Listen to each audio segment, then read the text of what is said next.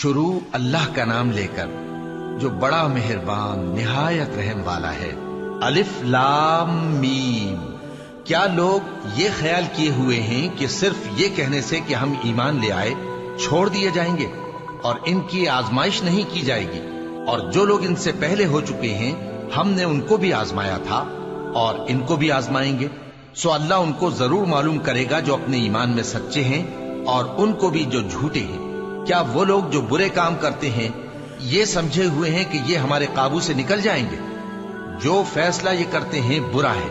जो शख्स अल्लाह की मुलाकात की उम्मीद रखता हो तो अल्लाह का मुकर्रर किया हुआ वक्त जरूर आने वाला है और वो सुनने वाला है, जानने वाला है। और जो शख्स मेहनत करता है तो अपने ही फायदे के लिए मेहनत करता है। बेशक अल्लाह तो सारे जहान से बेनियाज है।